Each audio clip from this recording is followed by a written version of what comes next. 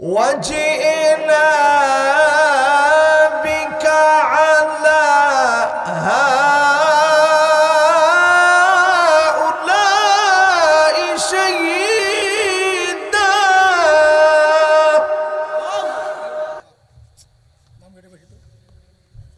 সূরা নিসা এই ৪১ নম্বর আয়াত থেকে আজকে আপনাদেরকে নিয়ে কথা বলার চেষ্টা করব যদি আল্লাহ তৌফিক দেন। এই আয়াতে কারিমা নাজিল হওয়ার পরে নবীজির দুইটা চোখ বেয়ে বেয়ে পানি ঝরছে, মোবারক গালগুলা ভিজে যাচ্ছে। হাত্তা বাল্লাল আরদ, জমিনের ভিতরে টপ টপ করে দাড়ি ভিজে ভিজে পানিগুলা গড়ায় গড়ায় পড়ছে। সাহাবীরা বড় অবাক হয়ে গেলেন, নবী এত পরিমাণ কান্না করার কারণ কি? আল্লাহর নবী বললেন, সব নবীদেরকে উম্মতের ব্যাপারে সাক্ষী দেওয়া লাগবে। সাইয়্যিদুল মুরসালিন নবী অন্য সব নবীর ব্যাপারে সাক্ষী হিসাবে আল্লাহ দাঁড় করায় দিবেন, উম্মতের ব্যাপারেও সেদিন খবর নেবেন। নবী এই জন্য কাঁদলেন, জীবনে কোনদিন উম্মতের দেখেন নাই। ১৪৫০ বছর পরে বাংলাদেশ নামক দেশে আল্লাহর নবীর যে পেয়ারা উম্মত গুলা আসবে, রংপুরের গঙ্গা চড়ায় বসে, চর এলাকার ভিতরে বসে নবীর প্রেমে উদ্ভাসিত হয়ে আল্লাহ নবীর কথা মনে করে যারা কেঁদে দিবে, এমন উম্মতের কথা মনে পড়ে যাওয়ার কারণে নবী কাঁদলেন। সাহাবীদের সামনে বসে নবী বয়ান করতেছেন। আল্লাহর নবী বলছেন, ওয়াদিতু লাউ রাইনা ইখওয়ানানা, আমার মন বড় চায় এক নজর যদি আমি আমার ভাইগুলাকে দেখতে পেতাম। সাহাবীরা আরজ করলেন, ও নবী,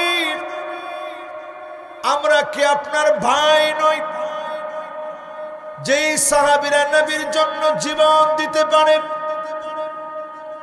তীরের আঘাত খেতে পারে, তরবারির সামনে দ্বিখণ্ডিত হয়ে যেতে পারে, সেই সাহাবীরা ভালোবাসা নিয়ে বললেন, নবী আমরা কি আপনার ভাই না? আল্লাহর নবী বলেন, না, তোমরা আমার ভাই নও, বাল আনতুম আসহাবী, তোমরা তো আমার সাহাবী। ভাই হবে তারা যারা অনেক পরে আসবে। মান আমানা বি ওয়া লাম ইয়ারানি, জীবনে কোনদিন দেখবে না, না দেখে যারা ঈমান আনবে তারা হবে আমি নবীর ভাই। একটু মহব্বত নিয়ে বলেন তো দেখি, নবীজি ভাই বলে ডাকছেন কাদেরকে? একটু বুকের মধ্যে হাত দিয়া বলেন যে হুজুর আমাদেরকে নবীজি ভাই বলে ডাকছেন। বলেন কাদেরকে? সবাই একটু বুকটার মধ্যে হাত দিয়ে মহব্বত নিয়ে বলেন মাশাআল্লাহ। অনেকে চিন্তা করছেন হুজুর আজকেও নামাজ পড়ি নাই, নবী আমারে বুঝি ভাই কইছে। একটু মহব্বত নিয়ে কম যে আমারে নবী ভাই বলে ডাকছে। কাদেরকে? শুধু তাই না আমার ভাইরা, সিজদার ভিতরে নবীজি চলে যেতেন। সিজদার ভিতরে চলে যাওয়ার পরে আম্মা জান আয়েশা বলেন, নবীজির কান্নার আওয়াজ এত জোরে জোরে আওয়াজ হতো, আজিজুন কাজিজিল মিরজাল, গরম পানি ফুটাইলে যেভাবে টকবক টকবক করে ফুটে, নবীজির ভিতর থেকে ফুটন্ত গরম পানি ফুটলে যেমন গড়গড় গড়গড় করে আওয়াজ হয়, নবীজির ভিতর থেকে এইভাবে আওয়াজ বের হতো। আম্মাজান বলেন আমার ঘুম ভেঙে যেত, আমি আমার কানটাকে নবীজির জবানের সামনে নিয়ে যেতাম।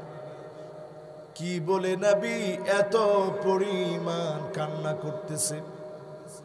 যখনই আমি আমার জবানটা আমার কানটাকে নবীজির জবানের সামনে নিতাম, আমি শুনতাম অন্য কোনো কিছু বলে নবীজি কান্দে না। নবীজি আল্লাহর কাছে কান্দে আর বলে আল্লাহুম্মা উম্মতি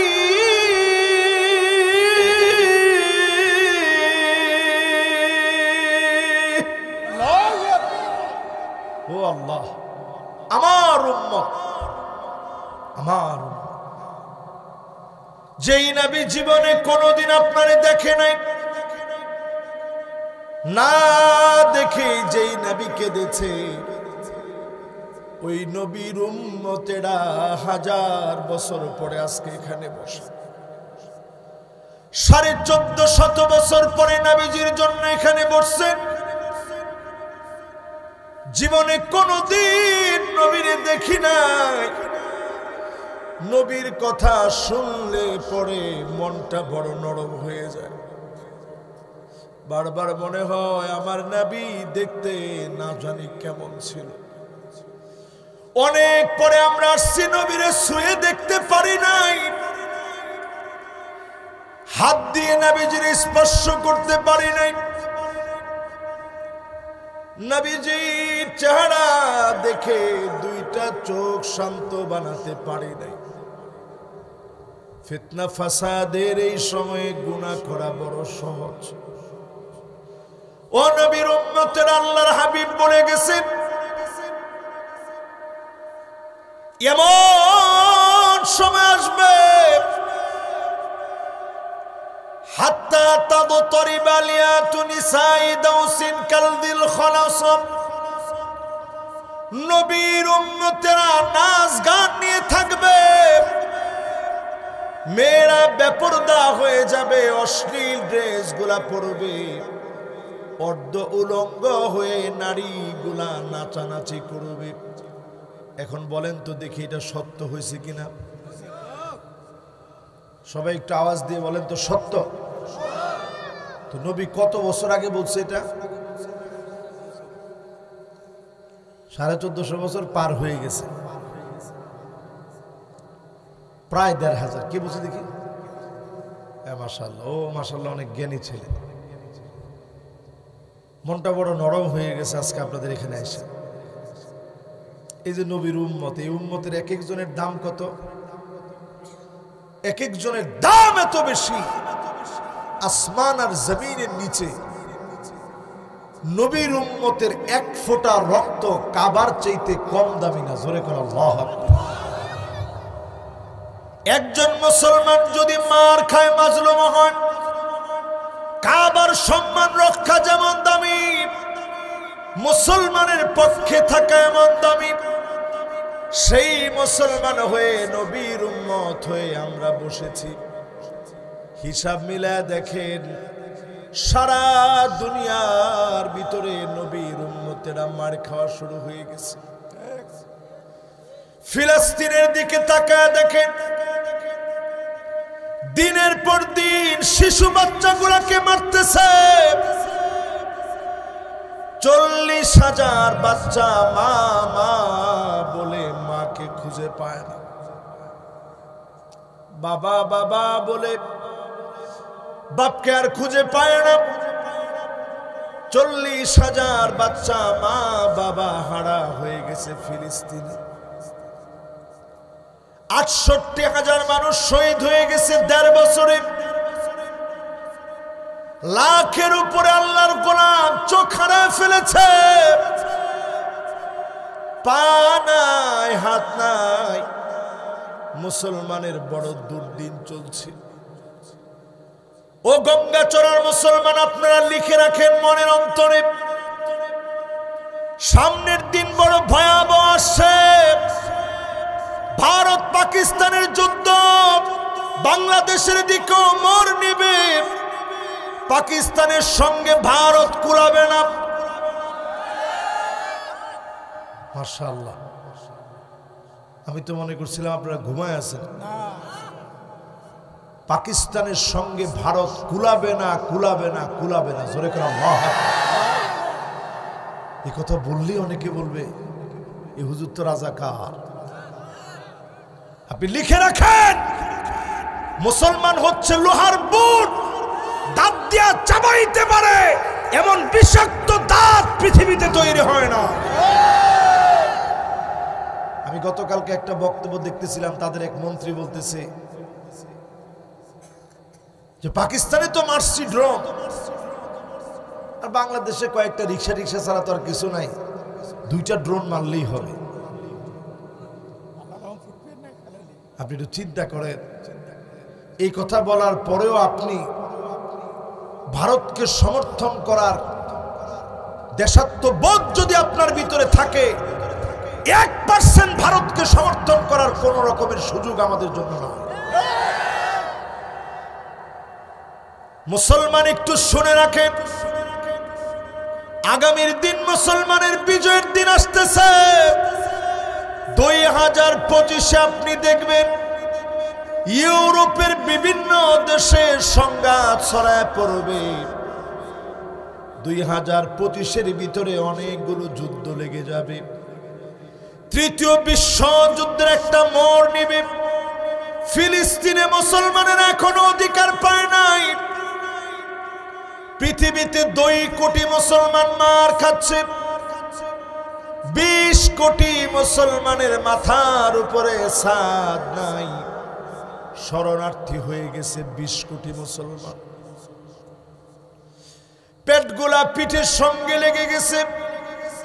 আজকেও দেখলাম ফিলিস্তিনের একজন আলেম পেটের ভিতরে পাথর বেঁধে চিৎকার করে ক্ষুধার যন্ত্রণা বোঝাচ্ছে।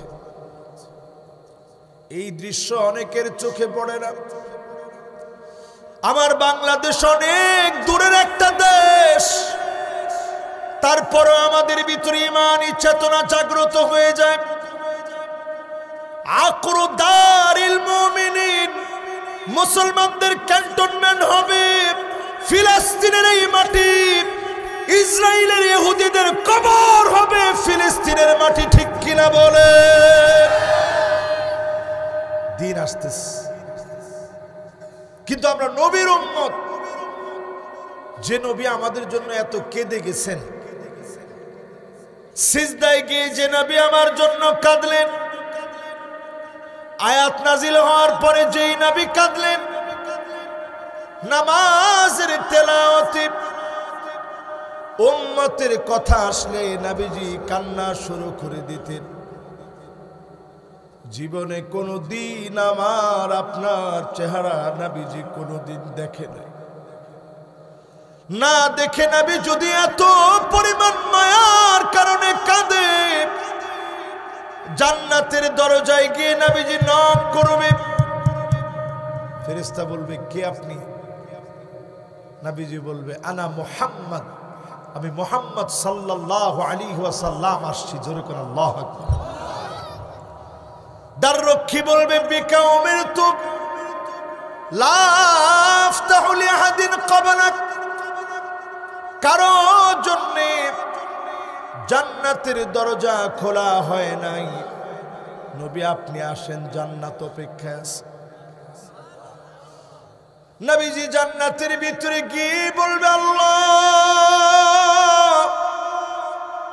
কোন নবীর উম্মত আগে যাতে আসতে না পারে, আগে বাগে যেন আমার উম্মত গুলা জান্নাতে আসে। আপনাদের মনটা ঠিক আছে? মাশাআল্লাহ। বাবু কই যায়? মাশাআল্লাহ, ও কিন্তু নবীর উম্মত। বসেন বাজান, মানে আদর কইরা।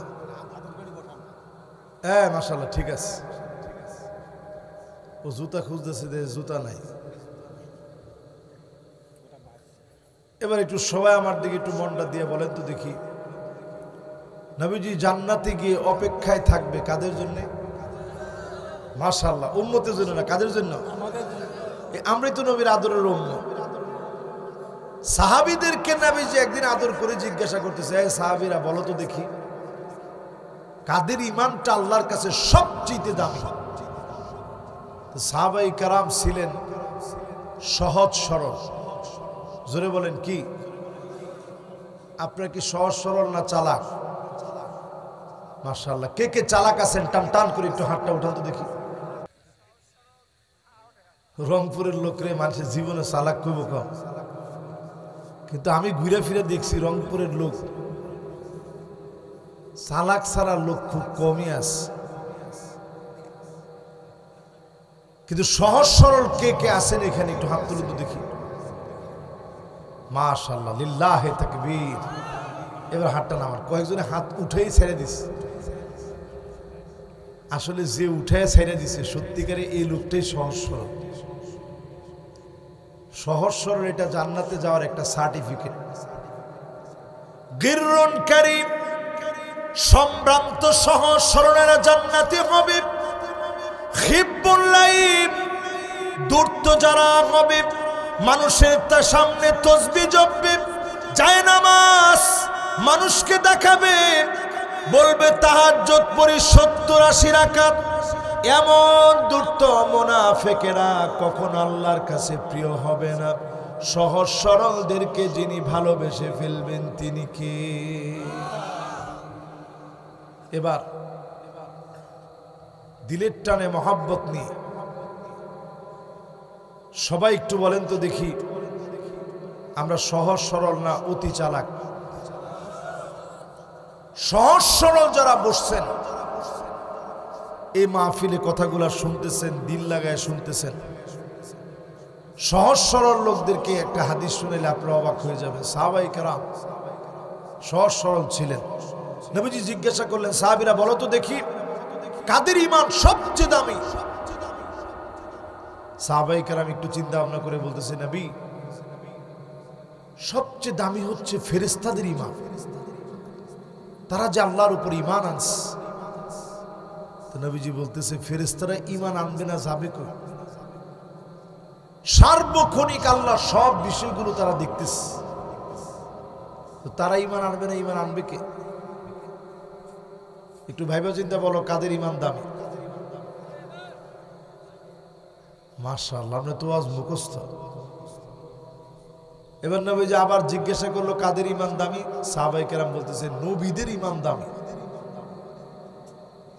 সঙ্গে সঙ্গে নবীজি বলতেছে, নবীরা তো ঈমান আনবেই, আল্লাহ পাক নবীদেরকে নির্বাচিত করছে, তো নবীরা ঈমানের বাইরে যাবে কই? নবীরা সব মাসুম। জোরে করে আল্লাহু আকবার বলো, কাদের ঈমান দামি? সাহাবায়ে কেরাম আরেকটা বার বললেন, সবচেয়ে দামি হচ্ছে এই জমিনের ভিতরে আমাদের ঈমান, আমরা যে ঈমান আনছি। সাহাবায়ে কেরাম বলতেছে যে সাহাবীদের ঈমান সবচেয়ে দামি। আল্লাহর নবী বললেন, আনা ফীকুম, আমি নবী তোমাদের মাঝে আছি, কেমনে তোমরা ঈমান না আনবে? অথচ আমার এমন কিছু উম্মত আসবে, মান আমানা বি ওয়া লাম ইয়ারানি,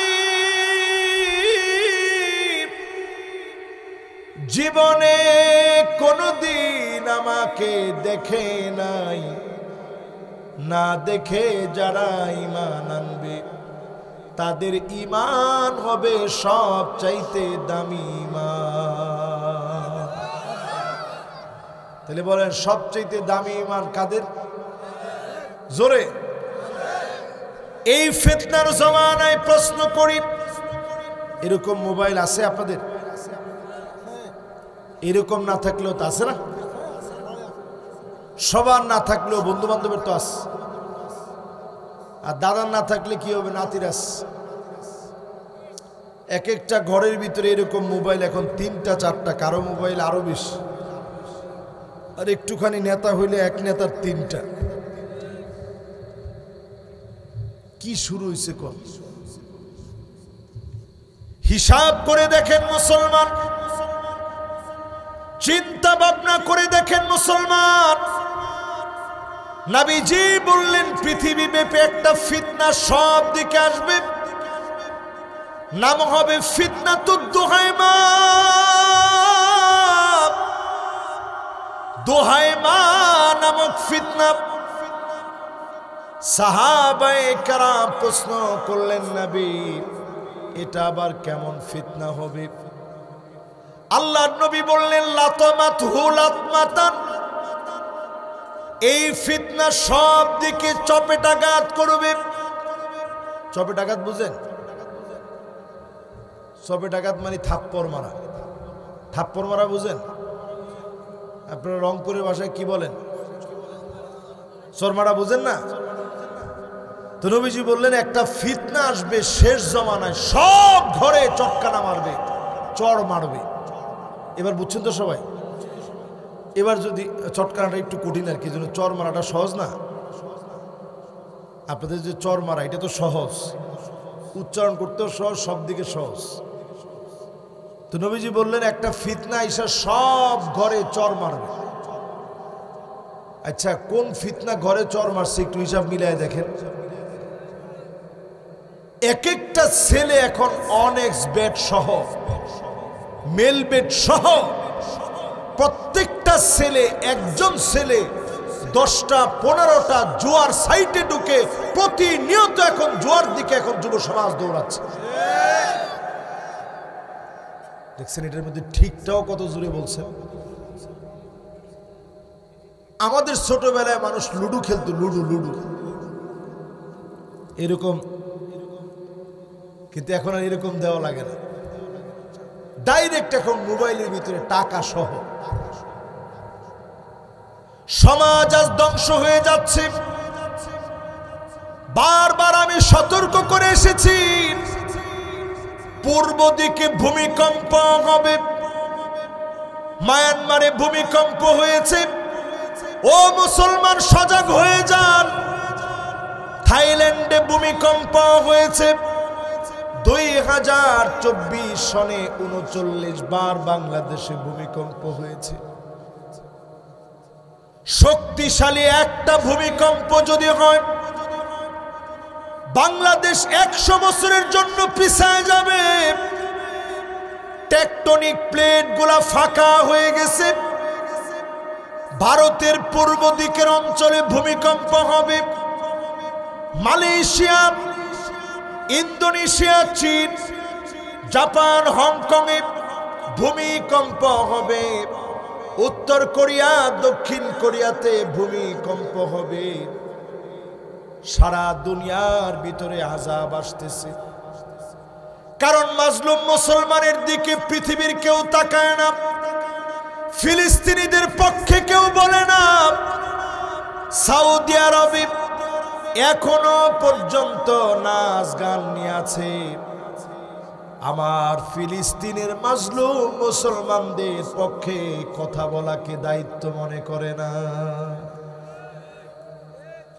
দুবাইয়ের দিকে তাকায় দেখেন, রমরমা দুবাই, কাতারের বিমান চলতে দেয় না, কারণ কাতার ফিলিস্তিনের পক্ষে বলে। ইসরায়েলের বিমান দুবাইয়ের উপর দিয়ে চলতে দেয়, কাতারের বিমান চলতে দেয় না। এই দেশগুলাকে অচিরেই যিনি আযাব দিবেন তিনি কে?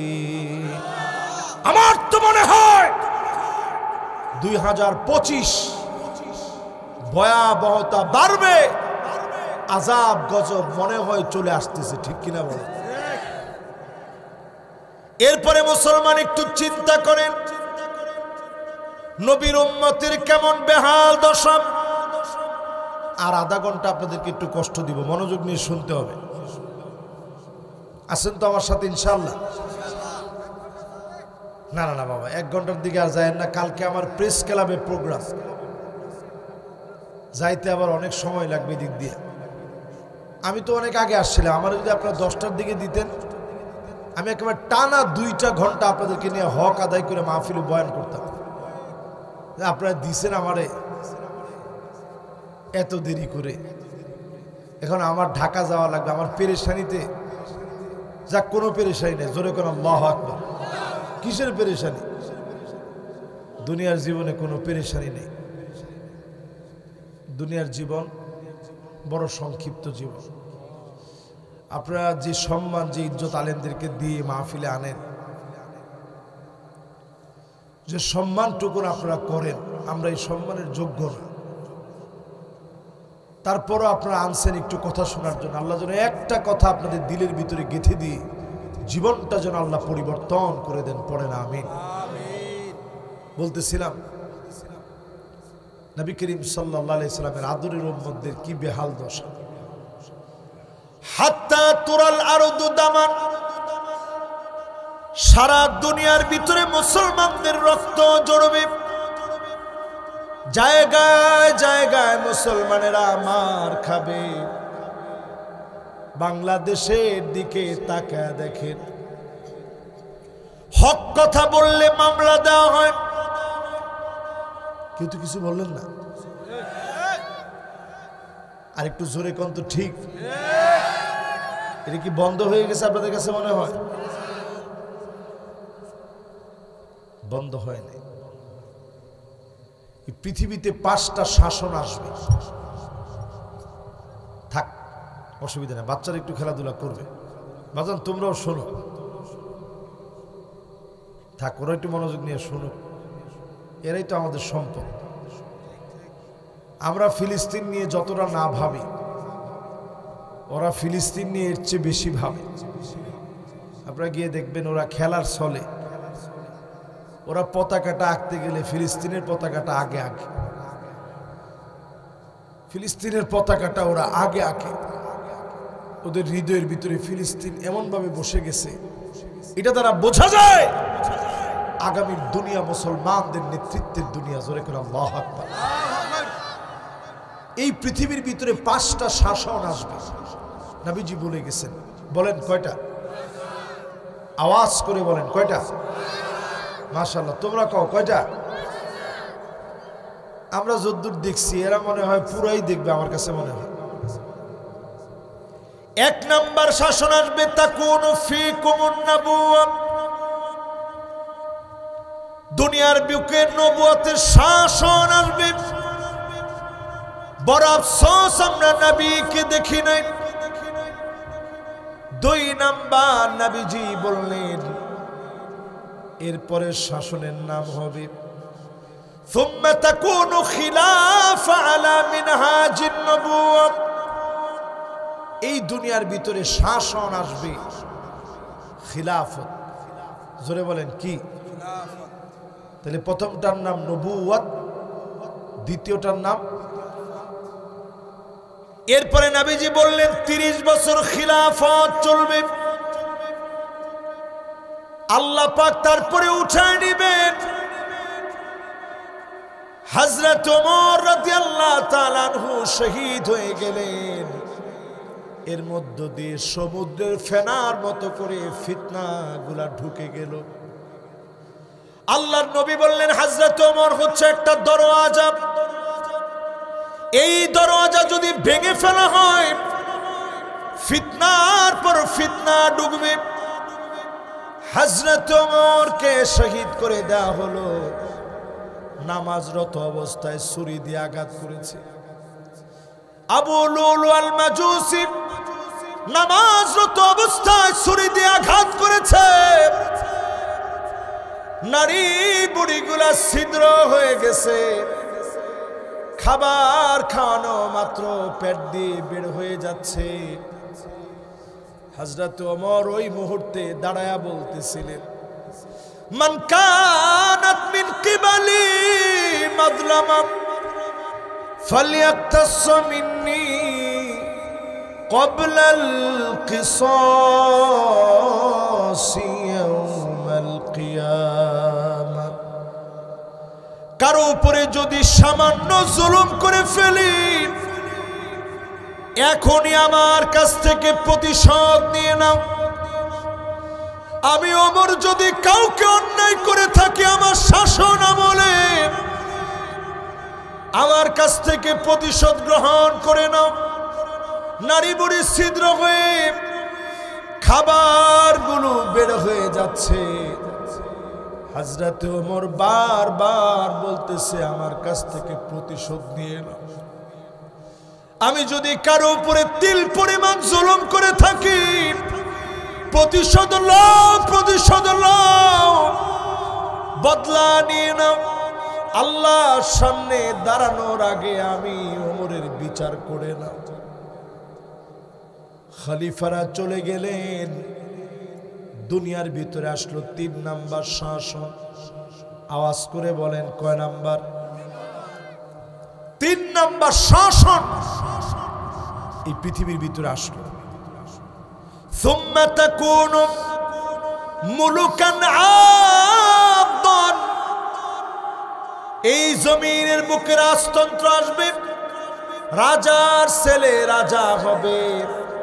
1000 বছর ধরে এই শাসন চলল। এরপরে যিনি এই শাসনকে উঠায় নিলেন তিনি কে? 3টা গেছে, শাসন আসবে কয়টা? সুবহানাল্লাহ, কি সুন্দর মনোযোগ হয়েছে আপনাদের। জোরে বলেন তো কয়টা? 1 নাম্বারটার নাম কি? লিল্লাহে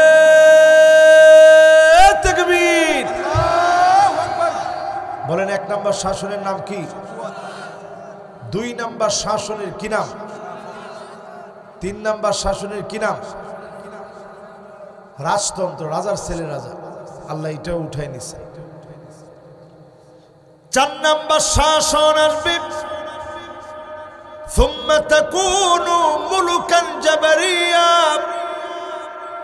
স্বৈরা শাসকেরা ক্ষমতায় আসবে,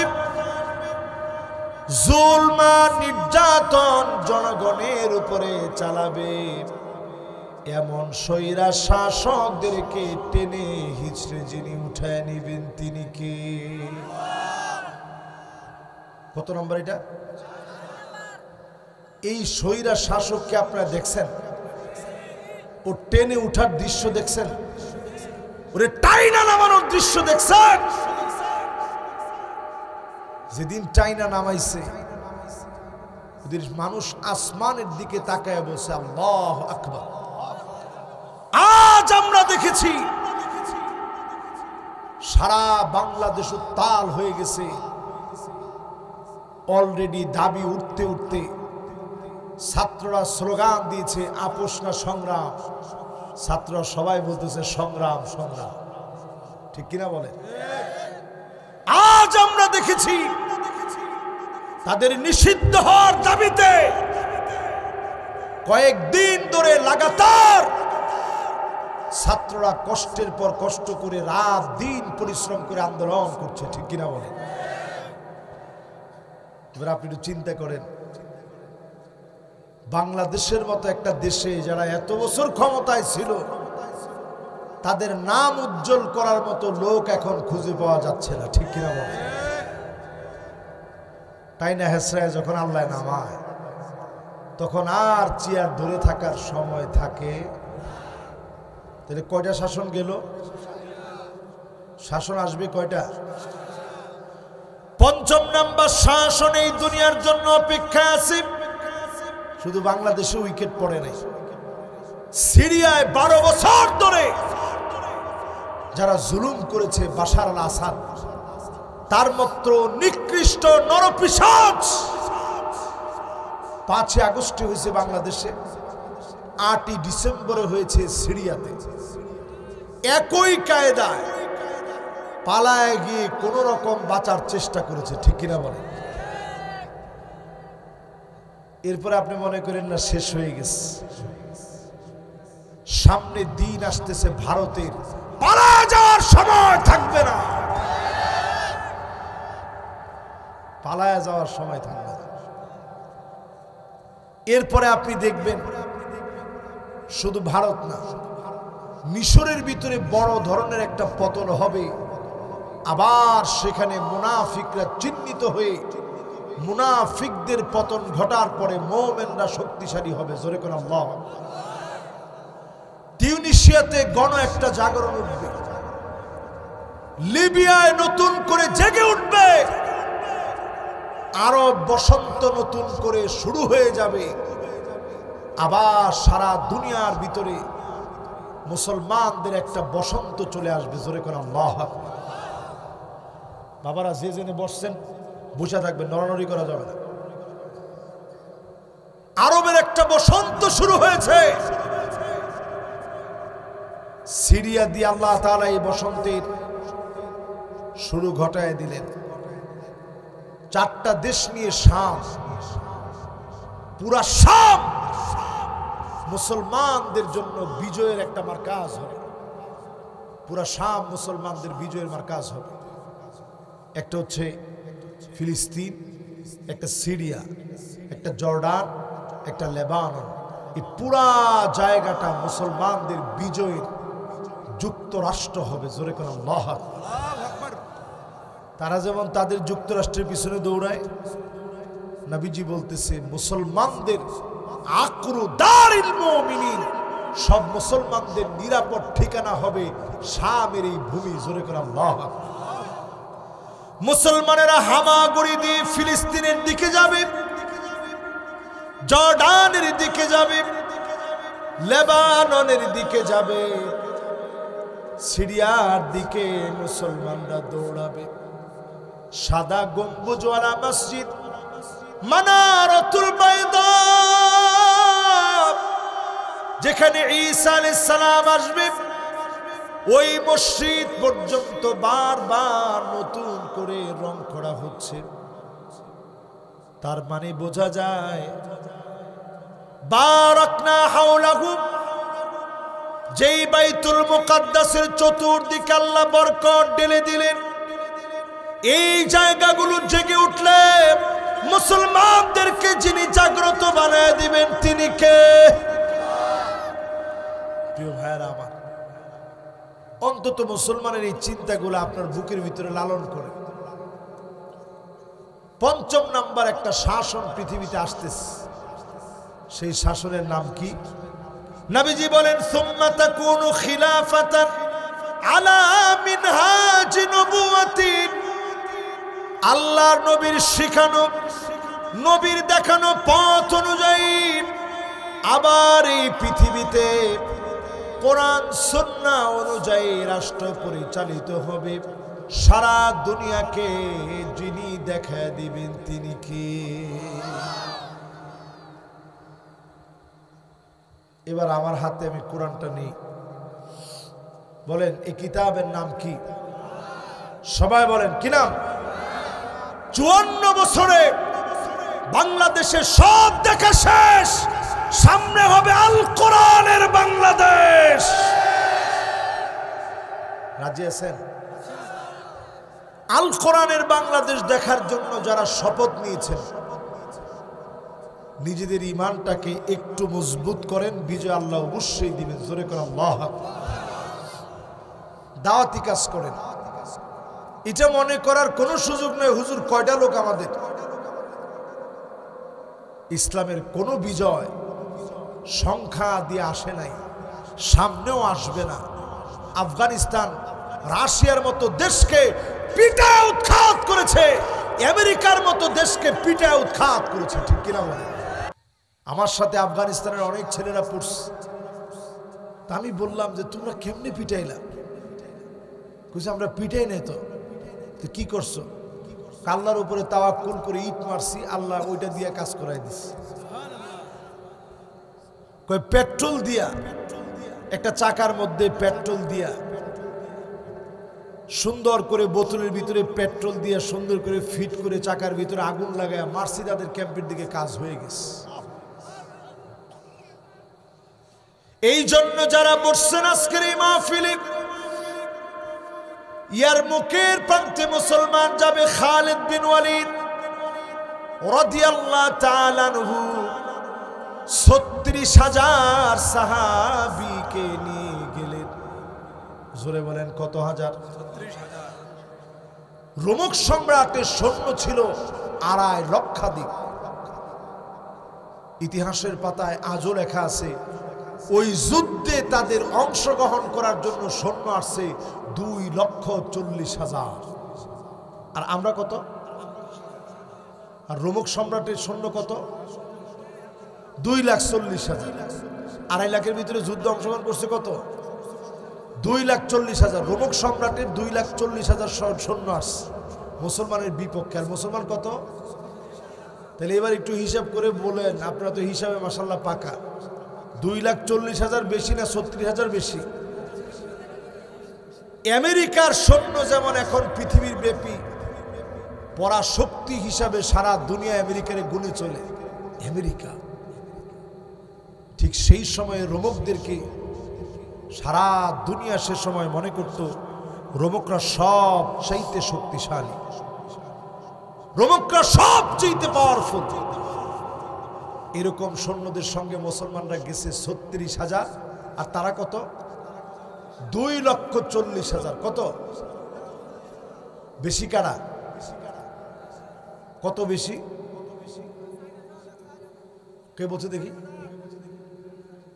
মাশাআল্লাহ, ও হিসাবে ভালো। 2,04,000। ঠিক আছে, 2,04,000 বেশি তারা আমাদের চাইতে। আমরা 36,000। রোমক সম্রাট মুসলমানদের সংবাদ শুনেই চীনের সম্রাটের কাছে চিঠি লিখছে, যে চীন ভাই কিছু সৈন্য আমাদেরকে পাঠাও, মুসলমানরা আসতেছে 36,000। চীনের সম্রাট সে কিন্তু মুসলমান না, সে উল্টা চিঠি লিখা বলছে ইন্না কওমান লাউ আরাদু আন ইয়াখলাআল জাবাল লাখালাউ। মুসলমান এমন এক জাতি, এরা যদি পাহাড়কে বলে সর, বলতে দেরি হবে, পাহাড় তার জায়গা থেকে সরে যেতে দেরি হবে না। চিন্তা করেন, মুসলমান পাহাড় কি যদি মুসলমান বলে সর, সরতে দেরি হবে না। আমরা ছিলাম এমন এক জাতি, পাহাড় পর্যন্ত বললে সরে যেত। এটা আমরা বলি না, এটা চীনের সম্রাট বলছে। আচ্ছা, এই কথা বলার পরে রোমক সম্রাটের সাহস কমছে না বাড়ছে? যে লোক আগে আমাদেরকে ভয় পাইতেছে যে হাই রে হাই 36,000, এর মধ্যে যখন বলছে মুসলমান যদি বলে পাহাড় সর, পাহাড় সরে যাবে, কি পরিমাণ ভয় পাইছে। কাটা তার দিয়া তার পুরা অঞ্চলকে পুরাটা ব্যারিকেড দিয়ে রাখছে। আমি নিজে ওই জায়গায় গেছি, গিয়ে আমার বুক ফেটে কান্না আসছে, এটা মনে করে যে আহারে আমিও তো একটা মুসলিম। খালিদ বিন ওয়ালিদ ইয়ারমুকের প্রান্তে দাঁড়ায় ক্ষুধা পেটে 15 দিন সফর করে আসছে। খাবার নাই, পানি নাই, পেশাব করতে গেলে রক্ত পেশাব হয়। এমন সাহাবীদেরকে নিয়ে তিনি বললেন, ও সাহাবীরা শোনো, একজন আমরা পিছনে হেঁটে যাব না, একজন পলায়ন করব না। আমার চোখের সামনে আমার ভাই যদি শহীদ হয়ে যায়, আমি নিজে শাহাদাতের তামান্নায় নিজের সিদ্ধ বানাবো, আমি ওই জমিনে শহীদ হয়ে যাব, পিছপা হয়ে যাব না। খালিদ বিন ওয়ালিদ যখন কথাটা বললেন, সাহাবায়ে কেরামের আগ্রহ বেড়ে গেছে, ক্ষুধার যন্ত্রণা ভুলে গেছে, পিপাসা ভুলে গেছে।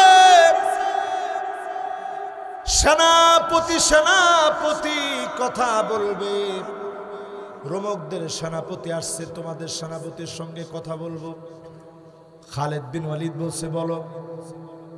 বলছে, আমরা কিন্তু রোমক সম্রাটের সৈন্য, সারা দুনিয়া আমারে ভয় পায়। খালিদ বিন ওয়ালিদ জবাব দিয়েছে, আমরা রাসূলুল্লাহ সাহাবী, আমরা ময়দানে চোখের সামনে ভাই শহীদ হয়ে যাবে, একজন পাশ থেকে এক চুল নড়বে না, আগে 200 জন রে মারবে, তারপরে শহীদ হয়ে যাবে। কথাটা যখন শুনছে, সেনাপতি সাথে সাথে ভীত সন্ত্রস্ত হয়ে গেছে। কয় কি একজনে বলে আগে 200 জনকে মারবে,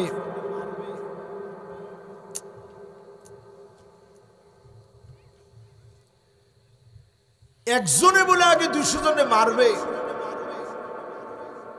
তারপরে শহীদ হবে। একজনকে মারলে একজন নাকি পাশ থেকে নড়বেও না। 5 আগস্টের দিকে তাকান,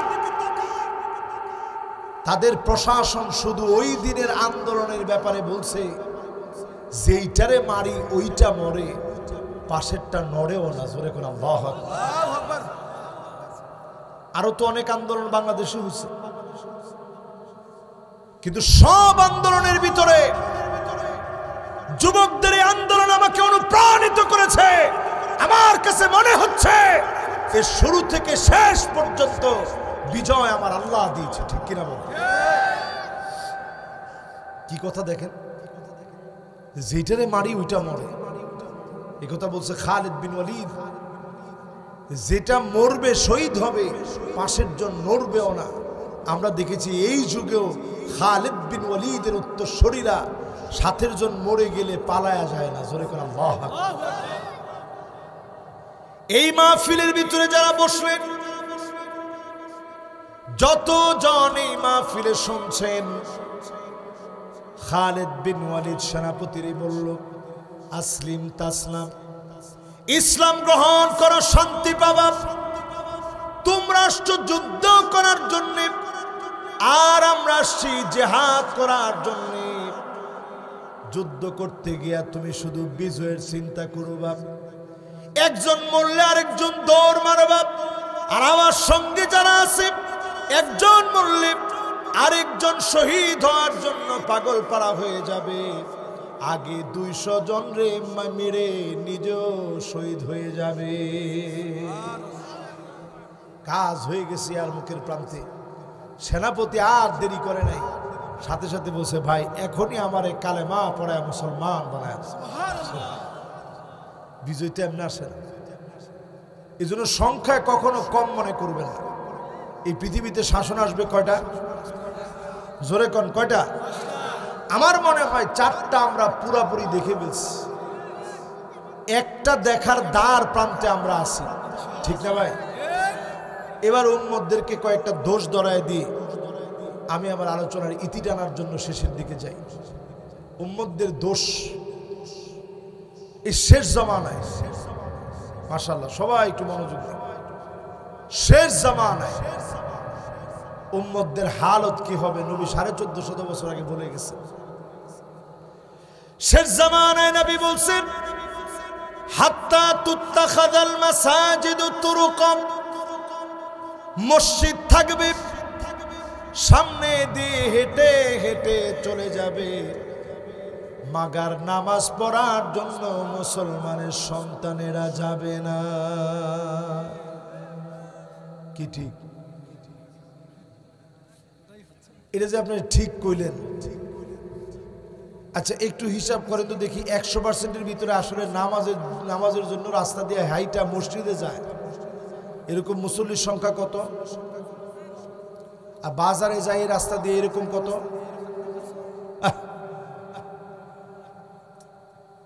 100-তে 100 এই রাস্তা দিয়ে বাজারে যায়,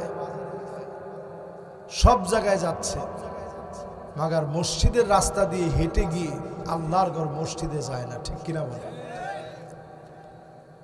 এরপরে নবীজি বলেন, হাত্তা ইয়াবুদাল্লাত ওয়াল উজ্জা। 2 নম্বর হাদিস এটি, মূর্তির সামনে গিয়ে মুসলমান মাথা নত করে দিবে। পূজা পার্বণে মুসলমান মূর্তির সামনে যাবে। ঘরে ঘরে এখন পুতুল রাখা আছে, আসেনি? কি পরিমাণ পুতুল এখন বাড়ছে একটু চিন্তা করেন। এত বড় বড় পুতুল ঘরের ভিতরে, নেতা নেত্রীর ছবি। 16 বছর তো এটা আমাদের জন্য ফরজ ছিল, ফরজ, ঠিক না? এটা বাধ্য করছে আমাদের উপরে। একটা কামেল মাদ্রাসা হোক, ওই মাদ্রাসার মধ্যে মাথার উপরে ছবি লটকায় রাখতে হতো। আমাদের নিজেদের প্রতিষ্ঠান আছে, তো আমি সেখানে পরামর্শ দিছিলাম যে একটা ডাকনার ব্যবস্থা করা হোক, যখন তারা আসবে তখন ডাকনাটা খুলে দেবে, পর্দা দেওয়া। তো একদিন মন্ত্রী একজন আসছে, আয়সা বলতেছে কি ওটা পর্দা দেওয়া কেন? কয় না পর্দা দেওয়া কারণ টিকটিকি তেলা পোকা বিভিন্ন রকমের ময়লা জমে যায়, তো এই জন্য ঢাইকা রাখছি যাতে সম্মান বেশি থাকে। একটু চিন্তা করেন, একটা কামেল মাদ্রাসা হওয়ার পরেও মাথার উপরে আলেমদেরকে পর্যন্ত বাধ্য করেছে ছবি লটকায় রাখতে। যদি আর কিছুদিন যাইতো, আপনারা এখন অনেকে চায়ের দোকানে বসে বলেন হুজুর যত যাই কোন আগেই ভালো ছিল। কিছুদিন যদি যাইতো, মসজিদের ভিতরে না লাগাইলো অন্তত বারান্দায় জিয়ারত করে আপনার ঢোকা লাগতো। ওটার বিরুদ্ধে বলার মতো কোনো হুজুর আছে নাকি? এরপরে মুসলমান 3 নম্বরে কয়েকটা হাদিস শোনায় বিদায় নেই। ওরে আল্লাহ, বলতে বলতে 12:30 বেজে গেছে। চলবে মাশা ফজর পর্যন্ত? আর সুবহানাল্লাহ, ওনার বয়স আমার ডাবল হবে আলহামদুলিল্লাহ, কিন্তু ইমানি হিম্মত আমাদের যদি দুর্বল হয়নি, বরং বেশি আছে। আল্লাহ ওনারে কবুল মঞ্জুর করুক, পড়েন আমিন। হায়াতে তয়্যিবা বাড়ায় দিক, পড়েন আমিন। মাশাআল্লাহ, মাদ্রাসা ছাত্ররাও মাত্র আসতেছে, বসছেন হুজুর মাশাআল্লাহ। এবার সবাই মনোযোগ দেন। 2 নম্বর হাদিস গেছে, এবার 3 নম্বরটা মিলায় দেখেন।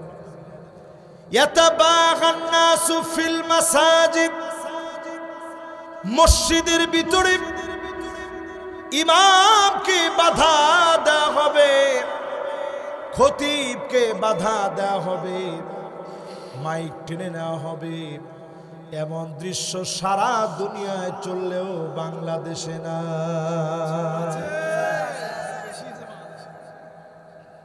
বাংলাদেশে চললেও চরম চলে নাই। নাউজুবিল্লাহ, কি বলেন, আছে না? আলহামদুলিল্লাহ, এখানে আছে, এটা মনে হয় না, এটা একটু কম আছে আলহামদুলিল্লাহ। এই জন্য আপনারা ভালো আছেন, জোরে করে আল্লাহু আকবার। এরপরে 4 নম্বর হাদিস শুনেন। হাত্তা ইয়াকতুলা বাহু, বাপকে মেরে ফেলবে। আল্লাহ, এই যে দেখেন লাইভের মধ্যে কি একেবারে স্পষ্ট, লাইভের ভিতরে গিয়ে বাপকে দর্শনকারী বলে নিজের মেয়ে বাপকে মেরে ফেলছে। এখন তথ্য প্রমাণ বের হচ্ছে। আমি গত জুমাতে ওটা নিয়ে কথা বলছি, গতকালকে জুমাতে, এবং সেখানে আমি এই তথ্যটা ততক্ষণ পর্যন্ত বের হয়নি, কিন্তু আমি এমনি বলছি যে এই মেয়ের অ্যাটিচিউড দেখলে মনে হয় পোশাক পরিচ্ছেদের যে পরিবর্তন আনা দরকার ছিল, বাপ হয়ে তিনি তা আনতে পারেনি। আহারে মুসলমান, দিন যাচ্ছে, আমাদের মেয়েরা ছেলেদের মতো হয়ে যাচ্ছে। ইয়াতাআন্নাস ওয়া ইয়াতারাজ্জাল, ছেলে মেয়ে হয়ে যাচ্ছে, মেয়েগুলা ছেলে হয়ে যাচ্ছে, ঠিক কিনা বলে? দিন যাচ্ছে আর পরিবর্তন হয়ে যাচ্ছে। আজকেও দেখলাম এক মেয়ে আরেক মেয়েকে বিয়ে করার জন্য অনুসরণ করতেছে, তালা ভেঙে ফেলতেছে যে তুই সব কথা দিয়া সব কিছু করছস, এখন তুই বিয়ে না করে যাবি কই? আমি চিন্তা করলাম নাউজুবিল্লাহি মিন যালিক, আল্লাহ কয় কি? কয়দিন আগে দেখলাম আরেকজন মেয়ে বলতেছে তারে না পাইলে আমি মরে যাব, আর আমারে না পাইলে ও মরে যাবে। তো কিছু তোরা দুইজনই না মেয়ে? দুইজন মেয়ে হইল। আপনি চিন্তা করেন কোন জমানায় আমরা বাস করতেছি। জমানার তো কোনো দোষ নাই, দোষ তো আমাদের। আমরা কিছু কইলেই কই যে হুজুর জমানাটা ভালো না। জমানা কিন্তু কোনো দোষ নাই। লা তাসুব্বুদ দাহর, জমানারে গালি দিও না। ফা ইন্না দাহর, কারণ জমানা যেটা এটা আল্লাহ নিয়ন্ত্রণ করে। জোরে করে আল্লাহ। এবার সবাই আমার দিকে তাকায় বলেন, 4টা হাদিস শুনাইছি, মিলে না? মিলে না। পঞ্চম নাম্বারটায় যাওয়ার আগে বলি, বাপকে শহীদ করে দিবে। রমজান মাসেও দেখলাম সন্তানের মোবাইল বাপ কেড়ে নিয়েছে, এজন্য নামাজরত অবস্থায় বাপকে শহীদ করে দিয়েছে। বাপ নামাজ পড়তেছে, সন্তানকে আঘাত করেছে, বাপ চিৎকার মেরে জমিনের মধ্যে সন্তানের নাম বলতে বলতে লুটায় পড়েছে। বাজান কি করলি? সারা জীবন বিদেশ থাকছে, সন্তানের সুন্দর ভবিষ্যতের জন্য দেশে এসে দেখে সন্তান সারাদিন মোবাইল আসক্ত, সহ্য করতে না পেরে টান মেরে মোবাইলটা নিয়ে গেছে। এই তো বাপ শত্রু হয়ে গেছে। কিয়ামতের দিন বহু বাপ আল্লাহর আদালতে জান্নাতে যাওয়ার আগে কাঁদবে। আল্লাহ পাক সেদিন ডাক দিয়ে বলবে, ও গোলাম, এখন তোমার চোখে পানি কেন? একটু পরে তো তুমি জান্নাতে ঢুকবে, কেন তুমি কাঁদতেছো জান্নাতের দরজায় দাঁড়ায়? লোকটা বলবে, আল্লাহ, কোথায় আমার আদরের ছেলে, কোথায় আমার মেয়ে, কোথায় আমার কলিজার টুকরা সন্তান? আল্লাহ পাক বলেন, আলহাকনা বিহিম যুররিয়াতাহুম, তার সন্তানটারে নিয়ে আসো, তার সঙ্গে মিলে দাও। সেদিন বহু বাপ তাকায় দেখবে ছেলের গায়ে জাহান্নামের পোশাক, মেয়ের গায়ে জাহান্নামের পোশাক। চিৎকার করে সেদিন কাঁদবে, আল্লাহ কেন এমন হলো? যদি আজকে আপনি আপনার সন্তানরে বাঁচাতে চান, আদর করে মাথায় হাত বুলায়া সন্তানকে আদর করে বোঝানোর চেষ্টা করেন, সন্তানকে নরম সরম ভাবে বোঝান, ছোটবেলা থেকে হালাল খাওয়ান, নামাজের জন্য নিয়ে যান, ছোটবেলা থেকে তাওহীদ শেখান। কুররাতা আয়ুনি ওয়াজআলনা লিল মুত্তাকিনা ইমামা, ফলশ্রুতিতে এমন সন্তানকে যিনি নেতা বানায় দিবেন তিনি কে? এবার কেমন নেতা পরের হাদিসের মধ্যে শুনুন। কত নম্বর হাদিস জানি? 5 নম্বর। 5 নম্বরে নবীজি বলেন, হাত্তা ইয়াসুদা কুল্লা কবিলাতিন মুনাফিকুহা, এলাকায় এলাকায় মুনাফিক নেতা হয়ে যাবে, মুনাফিকের নেতৃত্ব চলবে, অলিতে গলিতে মুনাফিক গুলা নেতাগিরি করবে। ঠিক কিনা বলেন? কি কি কি মনে হয়? এজন্য যদি বাঁচতে চান, নবীজি পরিষ্কার বলে দিছেন, ইমানের পথে নিজে চলেন, তাহলে সন্তান ইমানের পথে আসবে।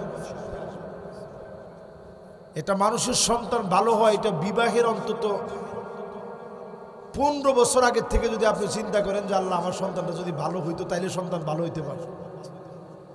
পুরো যৌবন আপনি নষ্ট করে দিলেন, কেমনে সন্তান মানুষ হয়? মাঝে মাঝে আমি আমার সন্তানের দিকে তাকাই এবং চিন্তা করি যে আল্লাহ, আমার সন্তান, আমি যে অন্যায় করছি, আমার সন্তান এই অন্যায় করলে আমি কেমনে সহ্য করব?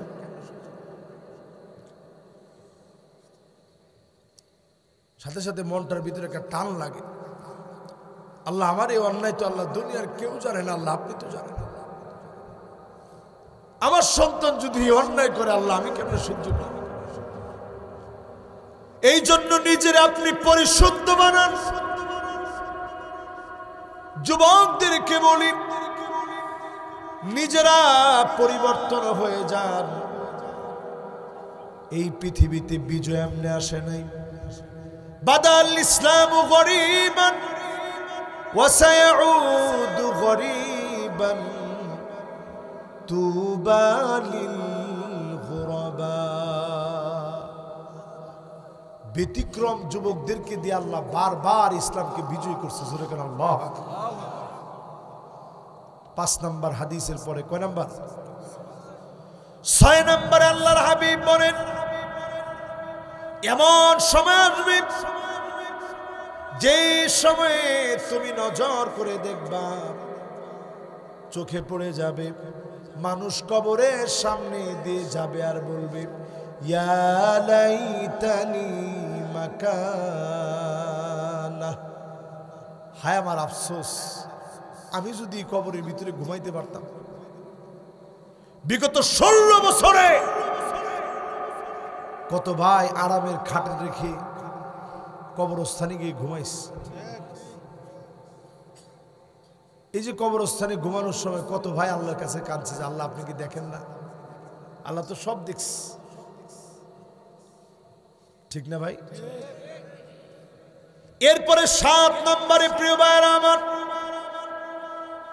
নবী আলাইহিস সালাম বলেন, এমন সময় আসবে নিজের চোখে তাকায় দেখবেন, সুম্মা ফাতহু বাইতুল মুকাদ্দাস, আবার বাইতুল মুকাদ্দাস গর্জে উঠবে, ইহুদিদের কবরস্থান হবে বাইতুল মুকাদ্দাস। ঠিক কিনা বলেন? দিন আসতেছে। এরপরে কয় নাম্বার? 7 নাম্বার শেষ। এরপরে কয় নাম্বার?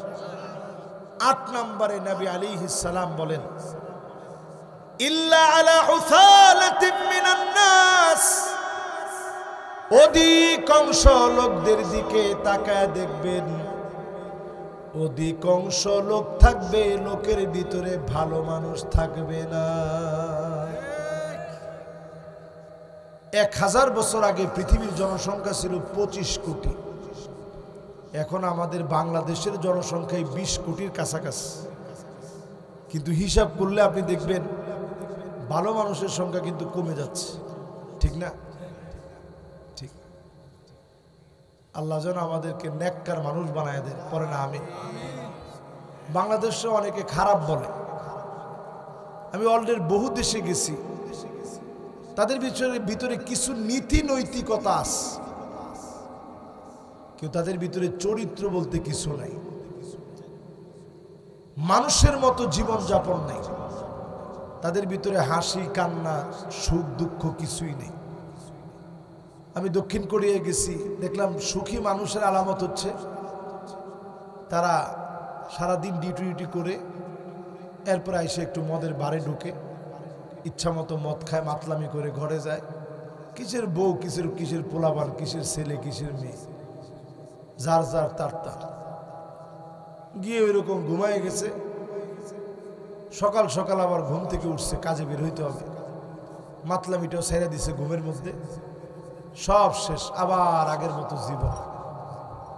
আর আমরা মুসলিম, যে লোকটা 5 বার আল্লাহর কাছে অন্তত বলে যে আল্লাহ আমি আপনার গোলাম, আমি আপনার গোলাম, আমি আপনার গোলাম, ইয়াকা না'বুদু ওয়া ইয়াকা নাস্তাঈন, তোমার জন্য ইবাদত করি, তোমারই ইবাদত করি, তোমারই কাছে সাহায্য চাই।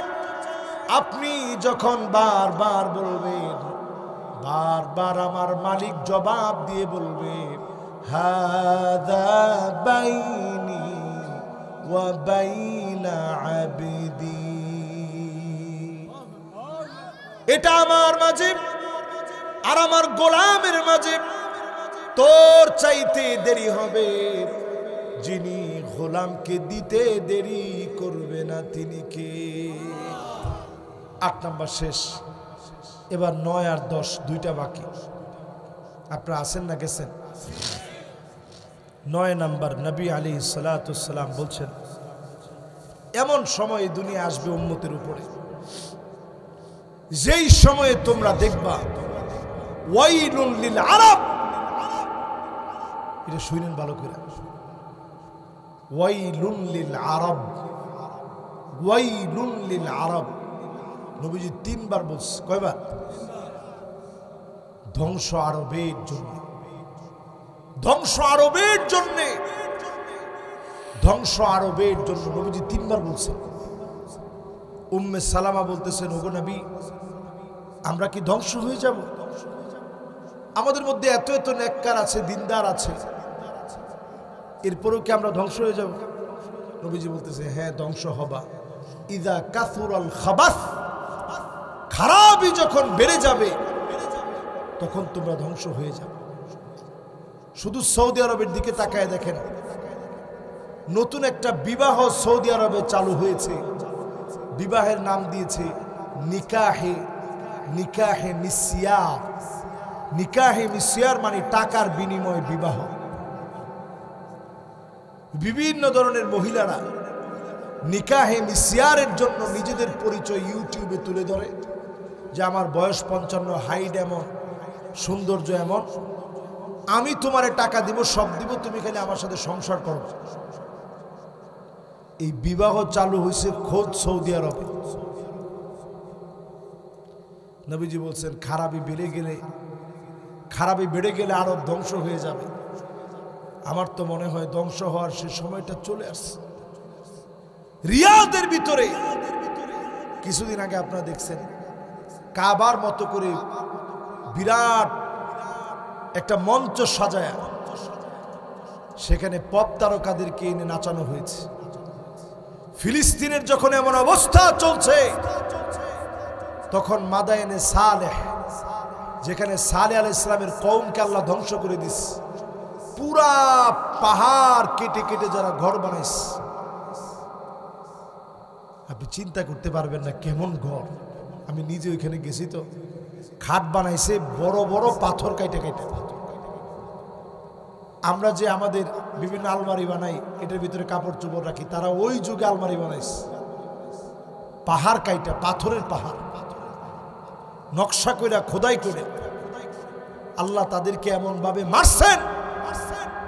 নবীজি ওই জায়গা দিয়ে যখন যাচ্ছিলেন, তাবুকের প্রান্তে যেতে গিয়ে নবীজি চোখের পানি ছেড়ে কাঁদছেন আর বলছেন, একজনও এখানে দেরি করো না, ইল্লা ওয়া আনতুম বাকুন, কাঁদতে কাঁদতে এখান থেকে যাও, কারণ আমার ভাই সালেহ আলাইহিস সালামের গোটা কওমের লোকদেরকে আল্লাহ এখানে শেষ করে দিছে, না জানি তোমাদেরকে আল্লাহ শেষ করে দেয়।